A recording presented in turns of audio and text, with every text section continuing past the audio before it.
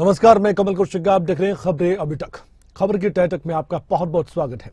मकसद सिर्फ इतना सा कि हर खबर की तह तक हम पहुंचे ताकि आपको हर जानकारी पहुंचा सके। इसलिए आज एक बार फिर से हमारी टीम धरातल पर मौजूद रहकर आपके लिए जानकारी लेकर आई है ताकि आपको हर खबर के बारे में बहुत बारीकी से मालूम हो सके।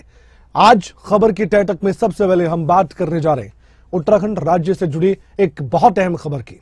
आप सोचिए कि उत्तराखंड को अग्रणी राज्य बनाने के लिए जो प्रयास किए जाने, अगर वो कामयाब हो जाए तो उत्तराखंड पूरे देश में ही नहीं बल्कि विदेशों में भी खासा अपनी पहचान अच्छे तरीके से बना पाएगा। इसलिए विदेश में जाकर उत्तराखंड की पहचान बनाने के लिए अभी से कोशिशें जारी हैं और वो भी उच्चतम स्तर पर। यही वजह है कि उत्तराखंड के मुख्यमंत्री पुष्कर सिंह धामी खुद ब्रिटेन गए, वहां पर जाकर उत्तराखंड में निवेश आए इसके लिए प्रयास किए गए और इसमें काफी हद तक कामयाबी मिलती भी नजर आ रही है।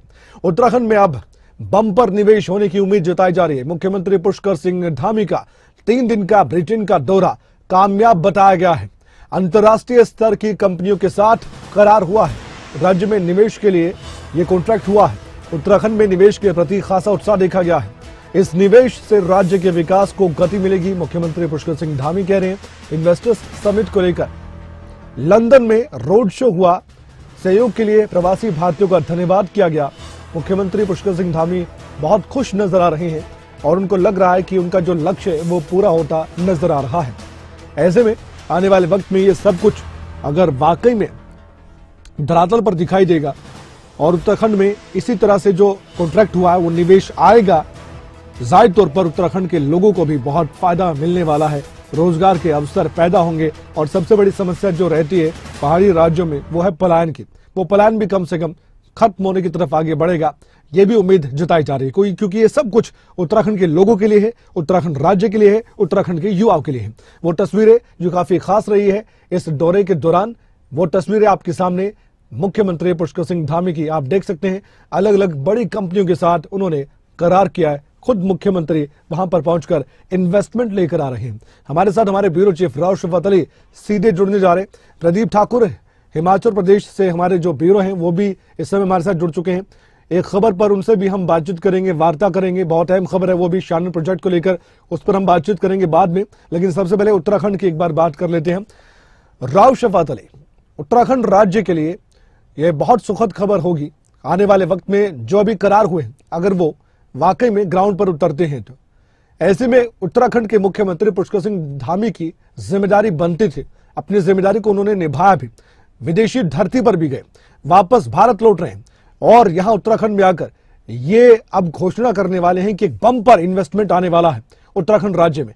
क्या वाकई में हम ये कह सकते हैं कि इसका फायदा, इसका लाभ आने वाले वक्त में उत्तराखंड राज्य के अलावा उत्तराखंड के लोगों को, युवाओं को होने वाला है अगर ये बड़ी इन्वेस्टमेंट आती है तो उत्तराखंड के लिए? कमल, बिल्कुल। देखिए, उत्तराखंड अब कामयाबी की ओर बढ़ता नजर आ रहा है और मुख्यमंत्री पुष्कर सिंह धामी का जो ब्रिटेन का दौरा है 4 दिवसीय, ये बहुत लाभदायक रहा। और इसकी तस्वीर अभी आपने भी जिक्र किया कि ऐसे बहुत सारे एमओयू हैं जो धामी सरकार के साथ विदेशी कंपनियों ने किए हैं। ये 4 दिन का जो दौरा था, बर्मिंघम, लंदन और दूसरे शहरों में रोड शो हुए मुख्यमंत्री के साथ। कुछ आला अधिकारी भी मौजूद थे और ब्रिटेन में करीब 250 ऐसे उद्योगपति हैं, ऐसे निवेशक हैं जिनके साथ बैठकर के चर्चा हुई। और इसका नतीजा ये रहा कि जो इन्वेस्टर समिट है, यानी उससे पहले ही बहुत बड़ी कामयाबी राज्य सरकार को मिली है। 12,000 करोड़ रुपए से ज्यादा के जो प्रस्ताव है, एमओयू है, वो साइन हो गए। सबसे ज्यादा टूरिज्म सेक्टर के ऊपर लोगों में उत्साह दिखा।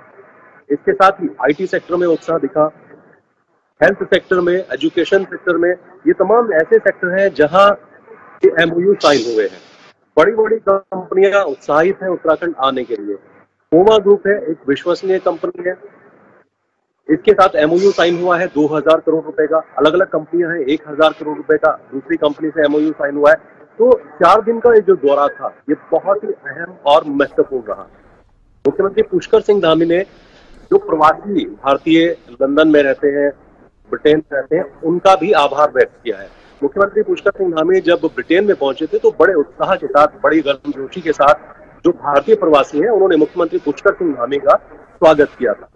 और एक मैसेज भी मुख्यमंत्री ने उनके नाम दिया है कि बहुत बधाई। और उत्तराखंड के खासकर जो प्रवासी बाहर रहते हैं, लंदन में रहते हैं, उनके लिए मुख्यमंत्री ने ये खास मैसेज दिया है कि वो एक तरीके से उत्तराखंड के ब्रांड एम्बेसडर हैं और जिस तरह से उत्तराखंड की संस्कृति को अभी भी वो वहां पर संजोकर के रखते हैं, उससे मुख्यमंत्री बहुत ही खुश नजर आए। इसके साथ जो बड़े उद्योग घराने हैं ब्रिटेन के या उस अलग अलग शहरों के, बर्मिंघम में सबसे ज्यादा बड़ी कामयाबी तो बर्मिंघम में मिली है जब रोड शो हुआ था, तो उन सब ने इच्छा जताई है उत्तराखंड में आने के लिए। और देखिए, ब्रिटेन एक ऐसा देश है जो भारत में बड़े पैमाने पर निवेश करता है। करीब 600 औद्योगिक इंडस्ट्रियां इस वक्त ब्रिटेन की भारत में अलग अलग सेक्टरों में काम करती हैं। और यही उम्मीद लेकर के मुख्यमंत्री पुष्कर सिंह धामी ब्रिटेन में पहुंचे थे और ये उम्मीद एक तरीके से कहें तो लाभदायक साबित हुई। और 12,000 करोड़ रुपए के जो MOU साइन हुए हैं, ये उसी की एक बानगी है। लेकिन अब धीरे धीरे और देशों में भी मुख्यमंत्री पुष्कर सिंह धामी जाएंगे या फिर दूसरे आला अधिकारी जाएंगे। ऐसा नहीं कि सिर्फ ब्रिटेन में जाकर के रोड शो हुआ है या उद्योगपतियों से मुलाकात हुई है, अब दूसरे देशों में जाने का भी प्लान है, क्योंकि दिसंबर माह में इन्वेस्टर्स समिट प्रस्तावित है और प्रधानमंत्री नरेंद्र मोदी उत्तराखंड में पहुंचेंगे, उनको भी आमंत्रित किया गया। और इसके साथ ही राज्य सरकार ये कोशिश कर रही है कि देश और विदेश के जितने भी निवेशक हैं उन सबको इस इन्वेस्टर समिट में आमंत्रित किया जाए। बहुत बहुत धन्यवाद राव शफात अली, लेकिन आप हमारे साथ बने रहिए, एक और खबर पर आपसे हम जानकारी हासिल करेंगे। फिलहाल इस खबर को लेकर मुख्यमंत्री पुष्कर सिंह धामी ने खुद क्या उत्तराखंड वासियों को जानकारी दी थी, आइए आपको सुनवाते हैं। जो हमारा 4 दिनों का यहाँ का प्रवास रहा है, जिसमें संवाद कार्यक्रम हुए हैं, अनेक सारे निवेशकों के द्वारा निवेश के हमको प्रस्ताव प्राप्त हुए हैं और मुझे उम्मीद है कि आने वाले समय में और बड़ी संख्या में और बड़ी मात्रा में हमको निवेश प्राप्त होंगे। इसके बाद हम देहरादून की एक और खबर की बात करने जा रहे हैं। वैसे ये खबर वाकई चौंका रही है। ये खबर ये है कि मनी माई मंदिर के जंगल में बंदरों के शव मिले हैं। आप सोच रहे होंगे खबर की तह तक हम कैसे पहुंचेंगे, तो हम तह तक इसलिए पहुंचना चाहते हैं कि ये जाना जाए कि ऐसा हो क्यों रहा है। और जो जंगल में शव मिले बंदरों के, उसके बाद हड़कंप का माहौल था। जंगल में मृत मिले करीबन 17 बंदर। ऐसा कैसे हो सकता है, क्या वजह रही, क्या कारण रहा? एक बंदर को बचाया गया। हालांकि जानकारी मिलने के बाद वन विभाग की टीम में हड़कंप का माहौल था। मृत बंदरों की सूचना मिलने पर हिंदू संगठनों के लोग भी मौके पर पहुंच गए। मामले की जांच वन विभाग की टीम कर रही है, लेकिन क्या हो सकता है कारण, ये सवाल सबसे बड़ा है। हरिद्वार रोड स्थित मणिमाई मंदिर के नजदीक 17 बंदरों के ये शव मिले थे। वीडियो भी काफी वायरल हो रहा है। आशंका जताई जा रही है कि इन बेजुबानों को जहर दिया गया हो या फिर दूसरे की वजह हो। हालांकि जांच का विषय है, कुछ भी कहना जल्दबाजी होगा। वन विभाग की टीम मौके पर पहुंची और जहर खाने से जो हालत हुई है इन बंदरों की, जो बताया गया है वहां पर लोग कह रहे हैं, उसके बाद इलाज के लिए देहरादून जू भेजा गया है। ये वीडियो सोशल मीडिया पर चर्चा का विषय बना हुआ है। खबर की तह तक पहुंचेंगे। हमारे साथ राव शफात अली जुड़े हुए हैं, हमारे ब्यूरो चीफ उत्तराखंड से। राव शफात अली, खबर की तह तक पहुंची और बताइए हमारे दर्शकों को ये पूरा माजरा क्या है, पूरा मामला क्या है। 17 शव बंदरों के मिलना कई तरह के सवाल खड़े करता है, जवाब अभी किसी के पास नहीं। कमल, देखिए, देहरादून से हरिद्वार का जो रोड पड़ता है और इस वक्त जहां मैं खड़ा हूं, यहाँ से महज 2 से 3 किलोमीटर की दूरी होगी जहां का ये घटनास्थल है। कल देर ये वीडियो सोशल मीडिया पर वायरल हुई और बहुत दुखदाई ये घटना है। इसमें 17 जो बंदर वो मत दिखाई दे रहे होंगे तस्वीरों। और क्योंकि मनीमाई मंदिर यहाँ पर पड़ता है, तो मनीमाई मंदिर पर एक भंडारा चल रहा था और भंडारे के जो लोग हैं जो वहां पर पहुंचे हुए थे, थोड़ा सा आगे जंगल की तरफ जब पहुंचे तो वहां पर उनको मत बंदर दिखाई दिए। 17 इनकी संख्या थी। तो तुरंत वन महकमे को फोन किया गया, पुलिस प्रशासन को फोन किया गया। वन महकमा तुरंत मौके पर पहुंचा और संभावना ये जताई जा रही है, आशंका ये है कि किसी ने इनको जहर दिया है, जहरीला पदार्थ इन बंदरों ने खाया है जिससे इनकी मृत्यु हुई है।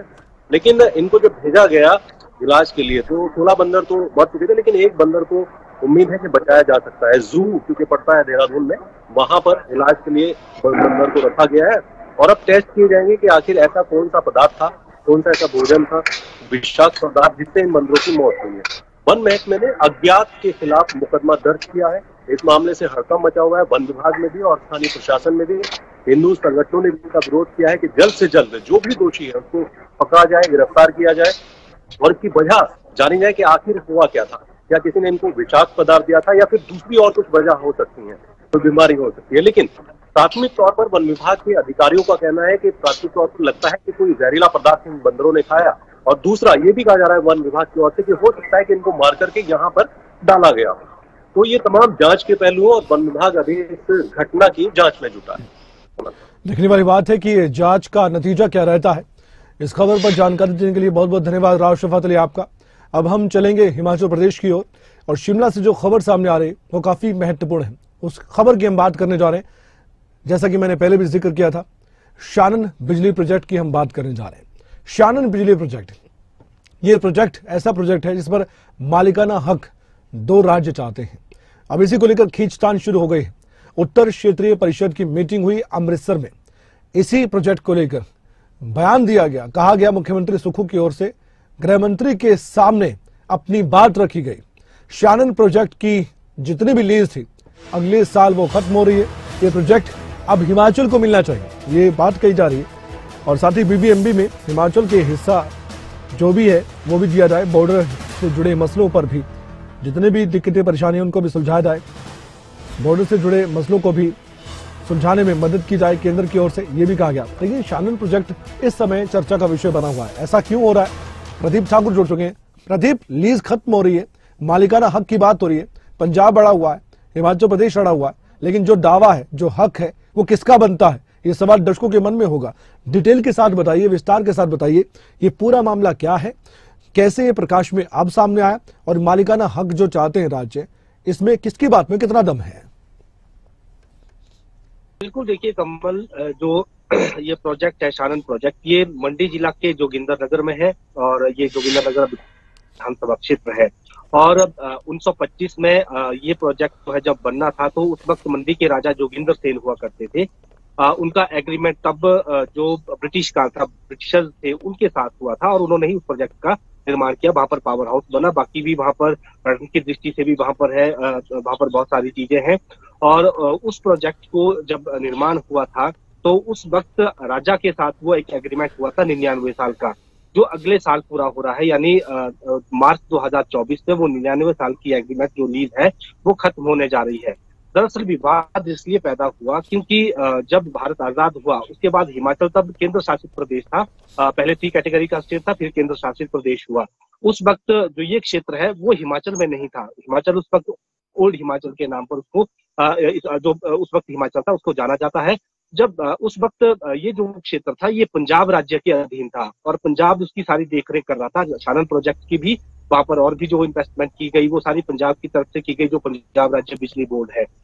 लेकिन जब प्रदेश जो है पूर्ण राज्य का दर्जा हिमाचल को 1971 में मिला, और उससे पहले 1966 में पुनर्गठन जब पंजाब का हुआ, तो पंजाब के कुछ इलाके हिमाचल प्रदेश में मिलाए गए, और उन्हीं में से ये भी एक जोगिंदरनगर वाला जो मंडी का क्षेत्र पड़ता है, ये भी कुल्लू उसमें था, लाहौल स्पीति भी उसमें शामिल था, जो पंजाब में पहले थे, ये सारे हिमाचल में मिलाए गए। और जो वर्तमान स्वरूप है हिमाचल का, ये 1 नवंबर 1966 को आया है। अब विवाद इसलिए पैदा हुआ कि जो हिमाचल प्रदेश है उसने आज तक दावा पहले पेश नहीं किया, लेकिन अब क्योंकि जो लीज है जिसको 99 साल की जो राजा के साथ भी एग्रीमेंट हुए हैं, कई ऐसे एग्रीमेंट है जिनको माना गया था उस वक्त जब आजादी के बाद भी, तो उसमें से ये भी एक एग्रीमेंट था। तो इस एग्रीमेंट को रहने दिया गया और पंजाब के अधीन ही इस शानन प्रोजेक्ट को चलने दिया गया। लेकिन अब हिमाचल का दावा यह है कि ये हिमाचल की जमीन पर है, चाहे हिमाचल की धरती पर ये प्रोजेक्ट बना हुआ है, तो ऐसे में इसकी देखरेख करना, इसका अधिकार, इस पर अधिपत्य अब हिमाचल का होना चाहिए। ये हिमाचल प्रदेश का तर्क है, और मुख्यमंत्री कह रहे हैं कि ये हिमाचल का ये एक बड़ा प्रोजेक्ट है, और इसमें इसको लेकर पंजाब ज्यादा रुचि भी नहीं ले रहा है। पंजाब यहाँ पर वहां पर जो रेस्ट हाउस है या गेस्ट हाउस है, वहां पर उनका कोई ध्यान नहीं दिया गया है। बाकी कोई प्रोजेक्ट को लेकर ज्यादा ध्यान नहीं दिया जा रहा है, केवल जो बिजली पैदा हो रही है उसका ही उपयोग किया जा रहा है, तो ज्यादा ध्यान वहां पर नहीं दिया जा रहा है। आसपास वहां पर पर्यटन की दृष्टि से भी उस क्षेत्र को उभारा जा सकता है, उस पर भी ध्यान नहीं दिया जा रहा है। तो अब हिमाचल प्रदेश को वो प्रोजेक्ट वापस चाहिए, और उसकी लीज खत्म हो रही है, और यहीं से ये विवाद शुरू हुआ है। और पंजाब का कहना है कि हमने इस पर इन्वेस्टमेंट की है, तो अब हम इस प्रोजेक्ट को नहीं देंगे, ये हमारे अधीन ही रहना चाहिए, हमें ही इसका पूरा मालिकाना हक मिलना चाहिए, 99 साल की लीज पर अब नहीं मिलना चाहिए। क्योंकि किसी भी राज्य में जब कोई जमीन या किसी प्रोजेक्ट को, चाहे प्राइवेट कंपनी है, आप भी जानते हैं कि जब इन्वेस्टर्स आते हैं तो उनको कम दाम पर 1 रुपए पर उनको लीज पर जमीन दी जाती है 99 साल के लिए।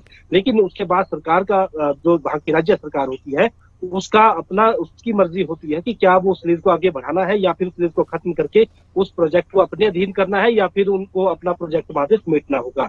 ये तमाम चीजें रहती हैं। तो यही अब हिमाचल का तर्क है और उत्तर क्षेत्रीय परिषद की बैठक में भी इस विषय को मुख्यमंत्री ने एक बार फिर से उठाया है और इससे पहले भी इस विषय को मुख्यमंत्री उठाते रहे हैं। उससे हरियाणा पंजाब के बीच में माफ कीजिएगा पंजाब हिमाचल के बीच में विवाद भी पैदा हो गया था। पंजाब के मुख्यमंत्री ने भी हिमाचल को पत्र लिखा, फिर हिमाचल ने भी अपनी बात जो है वो रखी थी। मीटिंग भी इनकी एक बार हुई थी। अभी भी जब उत्तर क्षेत्रीय परिषद की बैठक को गए थे उस दौरान भी बैठक वहां पर हुई है दोनों मुख्यमंत्रियों की अलग से। तो उस वक्त भी इस विषय को रखा गया है, लेकिन इस बीच डेवलपमेंट जो हुई है उसमें पंजाब ने फिर से पत्र केंद्रीय बिजली मंत्री को लिखा, ऊर्जा मंत्री को लिखा और उसमें कहा कि पूरा मालिकाना हक अब हमें मिलना चाहिए। प्रदीप, लेकिन कुछ मसले ऐसे हैं जो पंजाब हरियाणा के बीच में है, पंजाब हिमाचल के बीच में है, हिमाचल हरियाणा के बीच में है। ये 3 स्टेट ऐसे हैं जिनके बीच में कई मुद्दे ऐसे जो कई दशकों से अनसुलझे हैं। अभी शानन प्रोजेक्ट के बारे में भी चर्चा होने लगी है।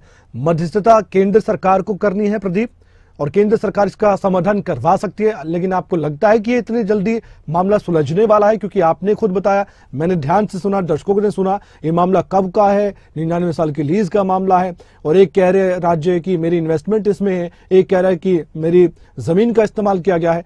तो ये बहुत अनसुलझा सा लग रहा है कि इतनी जल्दी सुलझने वाला मसला नहीं है। बिल्कुल, देखिए ये मामला काफी बड़ा बन जाएगा आने वाले समय में और इसमें यही देखना होगा कि केंद्र इसमें मध्यस्थता क्या कर सकता है। हालांकि केंद्र के पास अधिकार होते हैं, वो राज्यों के जब इस तरह के मुद्दे आते हैं उसमें मध्यस्थता करता है, उसमें अपने भी निर्देश देता है और अगर केंद्र चाहे तो हिमाचल प्रदेश को पूरा हक दिला सकता है इस शानन प्रोजेक्ट में, चाहे हिमाचल की बात है चाहे पंजाब की बात है।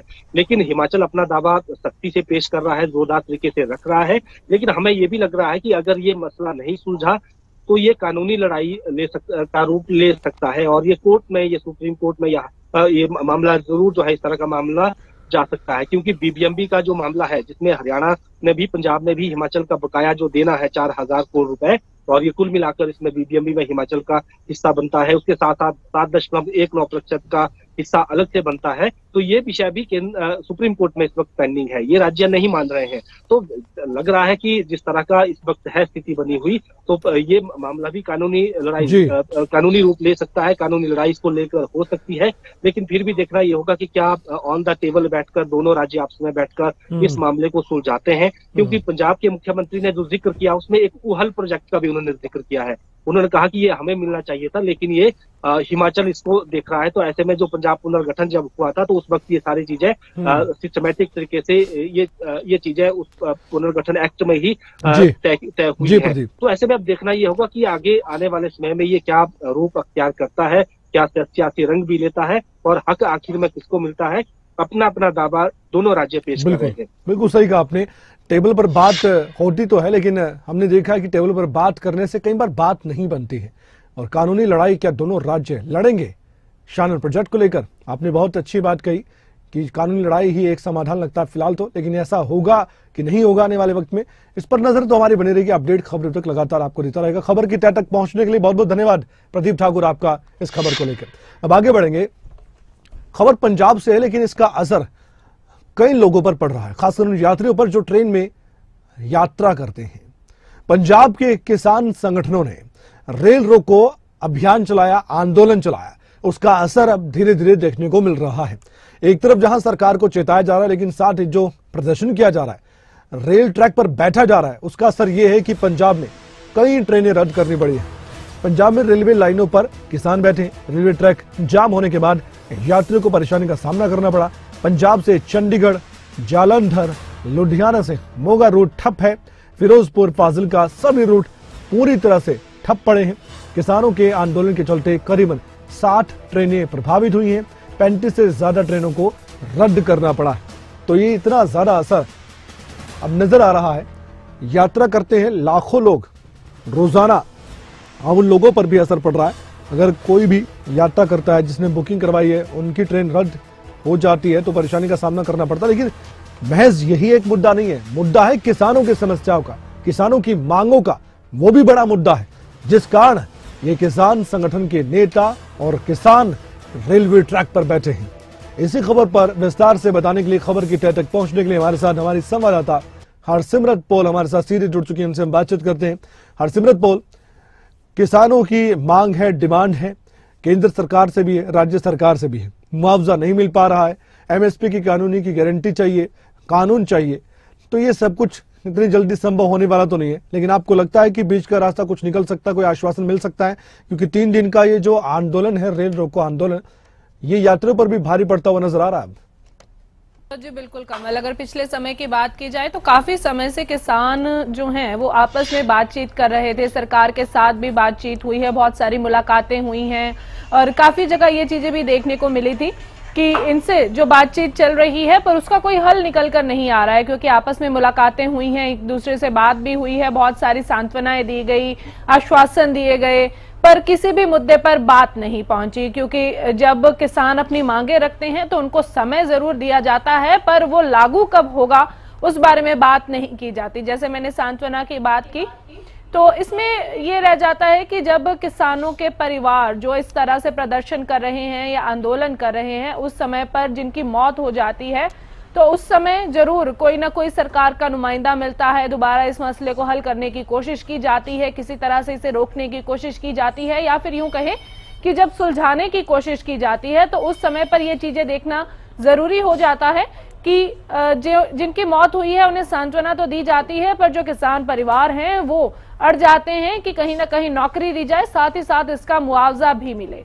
पर ये जो मांगे हैं किसानों की बड़े समय से लंबित चलती आ रही हैं। जैसे पहला अंजाम हमने जो है वो किसान आंदोलन के रूप में देखा, उसके बाद बात की जाए तो राज्य स्तर पर भी इस तरह से प्रदर्शन हैं वो हो रहे हैं, लगातार देखा जा रहा है कि समय समय पर किसान अपनी मांगे जो हैं वो सरकार के समक्ष रखते हैं, कभी राज्य सरकार के सामने तो कभी केंद्र सरकार के सामने इन मांगों को रखा जाता है। हाल ही की अगर बात की जाए तो किसान आंदोलन में और इसके अलावा लखीमपुर खीरी में जो कि उत्तर प्रदेश में है, वहां पर किसान प्रदर्शन के दौरान जिन किसानों की मौत हुई उसको लेकर के मुआवजा और एक सरकारी नौकरी की मांग की जा रही है। वहीं एमएसपी के ऊपर कानून बनाने की मांग की जा रही है। मनरेगा में 200 दिन की जो दिहाड़ी है उसको मंजूर करने की बात कही जा रही है। और वहीं जो बाढ़ से नुकसान हुआ है किसानों का, उसका जो मुआवजा आना था उसको लेकर के मांग बड़ी की जा रही है। बड़ी मांग इसलिए है क्योंकि एक तरफ किसान 50,000 रुपए पर एकड़ का मुआवजा मांग रहे हैं, वहीं केंद्र सरकार से 50 करोड़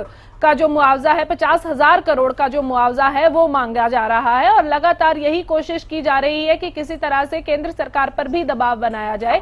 इसलिए अब जो मौका चुना गया है वो रेल रोको का चुना गया है। इन्होंने चेतावनी दी थी किसान जथेबंदियों ने कि 28, 29 और 30 को जो है वो रेल रोको प्रोग्राम जारी रहेगा, इसी तरह से प्रदर्शन किए जाएंगे। तो 28 तारीख यानी कि बीते दिन की अगर बात की जाए तो बड़े लेवल पर पंजाब में जो है रूट बाधित हुए हैं। पर इसके साथ अगर पंजाब में किसान आकर के तकरीबन 18 से 19 जथेबंदियां बताई जा रही हैं जो कि इस समय पटरियों पर मौजूद हैं, तो इसके साथ लगते हैं हरियाणा, पंजाब, उत्तर प्रदेश, हिमाचल प्रदेश, ऐसे कई रूट हैं जहां से ट्रेनें जो है वो जाती हैं, वहां के यात्री भी परेशान हो रहे हैं। और लगातार 3 दिन ये प्रदर्शन चलेगा, 28, 29 और 30 को, क्योंकि किसानों का कहना है कि हम अपने साथ बैठने के लिए जो भी तैयारी थी, सामान थी, चाहे वो गद्दे थे, चाहे वो खाने पीने का इंतजाम था, चाहे रोटी पानी, जो भी उनको वहां पर चाहिए, वो सभी चीजें जो हैं लेकर के पटरियों पर बैठे हैं। आपको मैं ये भी सूचित कर दूं कि अभी तक की अगर बात की जाए तो 60 ट्रेनें बताई जा रही हैं कि शुक्रवार को प्रभावित हुई हैं। आज